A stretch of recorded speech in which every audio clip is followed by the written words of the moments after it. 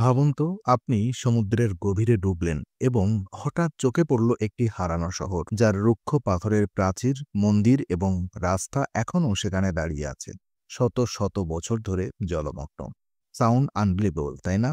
কিন্তু বিজ্ঞানীরা বলছেন পৃথিবীতে এমন অনেক প্রাচীন শহর আছে যা সমুদ্রের নিচে হারিয়ে গেছে। আজ আপনি জানবেন কোন কোন শহরগুলো পানির নিচে হারিয়েছে ইতিহাসে, কেন এই শহরগুলো সমুদ্রের নিচে চলে গেছে এবং সেগুলো কি সত্যি অ্যাটলান্টিসের মতো রহস্যময়।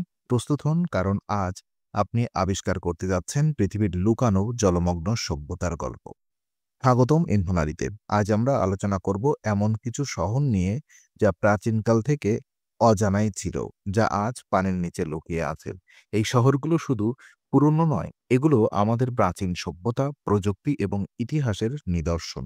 সমুদ্রের নিচের এই নিদর্শনগুলো দেখলে বোঝা যায় মানুষ প্রাচীনকাল থেকেই পানি সংলগ্ন অঞ্চলে বসবাস করত। তো প্রথমত, অ্যাটলান্টিস, ইতিহাস ও রহস্য। সবচেয়ে পরিচিত হারানো শহর হল অ্যাটলান্টিস। প্লেটোর লেখা অনুযায়ী এটি ছিল একটি প্রাচীন সমৃদ্ধ সভ্যতা। হঠাৎ করে এক রাতের মধ্যে সমুদ্রের নিচে হারিয়ে যায়। কিছু গবেষক মনে করেন এটি কেবল কল্পনা কাহিনী, কিছু বিজ্ঞানী মনে করেন এটি সত্যি কোথাও ছিল।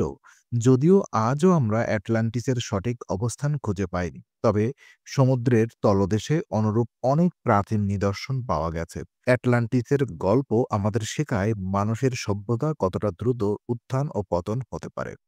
২ নম্বর, দ্বারকা, ভারতীয় হারানো শহর। ভারতের দ্বারকা, যা সমুদ্রের নিচে পাওয়া গেছে, প্রাচীন মহাভারতের সময়ের রাজধানী হিসেবে পরিচিত। শিলালিপি ও নিদর্শন দেখাচ্ছে এটি সত্যিই একটি বড় শহর ছিল। সমুদ্রের নিচে হারানো কারণ সম্ভবত প্রাকৃতিক দুর্যোগ বা সমুদ্রের উত্থান। এই শহরের নিদর্শন দেখলে বোঝা যায় প্রাচীন মানুষ সমুদ্রের কাছে বসবাস করত এবং তাদের স্থাপত্য দক্ষতা অত্যন্ত উন্নত ছিল। ওনাগুনি, জাপানের রহস্য। জাপানের ওনাগুনিয়ের পাথরের নিদর্শনগুলো বিজ্ঞানীদের অবাক করেছে। এটি কি প্রাকৃতিক গঠন নাকি মানব নির্মিত শহরের অবশিষ্টাংশ? কিছু গবেষক মনে করেন এটি একটি প্রাচীন শহর যা প্রাকৃতিক দুর্যোগে হারিয়ে গেছে। এখানে দেখা যায় মহাসাগরের নিচে স্তূপাকৃতির গঠন, সিঁড়ি এবং দেয়াল, যা প্রমাণ করে মানব নির্মাণের ছাপ আছে। এই শহর সমুদ্রের নিচে লুকিয়ে থাকা ইতিহাসের এক জীবন্ত সাক্ষ্য। এছাড়া অন্যান্য শহরগুলো, যেমন প্রাচীন পৃথিবীতে আরও অনেক শহর ছিল যা এখন পানির নিচে, যেমন হারাক্লিয়ন, ইজিপ্ট, সমুদ্রের নিচে পাওয়া প্রাচীন বন্দরের শহর। প্যাভলভটি, গ্রিস, বিশ্বের সবচেয়ে পুরানো জলমগ্ন শহর যা ৫,০০০ বছর আগে তৈরি হয়েছিল। এবং শিচিং, চায়না, প্রাচীন চীনা শহর যা সমুদ্রের পানি দিয়ে ঢাকা হয়ে গেছে। এই শহরগুলো দেখায় প্রাচীন মানুষ সমুদ্রের কাছাকাছি বসবাস করত, কিন্তু প্রাকৃতিক দুর্যোগ বা সমুদ্রের উচ্চতা বৃদ্ধির কারণে অনেক শহর হারিয়ে গেছে। তো হারানো শহরগুলো কেন পানির নিচে চলে গেছে? প্রধান কারণগুলো হলো: ১. সমুদ্রের পানি বৃদ্ধি। ২. ভূমিকম্প ও ভূপ্রকৃতি পরিবর্তন। ৩. প্রাকৃতিক দুর্যোগ। তো কিছু শহর মানব বসতি বা রাজনীতি বদলানোর কারণে ধ্বংস হয়েছে। কিছু শহর মহাসাগরের ঢেউয়ে ঢেকে গেছে, যা আজও আমাদেরকে রহস্য বোঝাচ্ছে। তো বিজ্ঞানীরা কি বলছেন? আজকের যুগে সোনার টেকনোলজি, ডিপ সি এক্সপ্লোরেশন এবং স্যাটেলাইট ইমেজিং ব্যবহার করে বিজ্ঞানীরা সমুদ্রের তলদেশে হারানো শহর খুঁজছেন। প্রত্যেক নতুন আবিষ্কার আমাদের প্রাচীন সভ্যতার দিকে নির্দেশ করে। এটাও প্রমাণ করে পুরাতন ইতিহাসের অনেক তথ্য এখনও অজানা। প্রযুক্তি উন্নত হওয়ায় আমরা আরও অনেক হারানো শহরের সন্ধান পাব।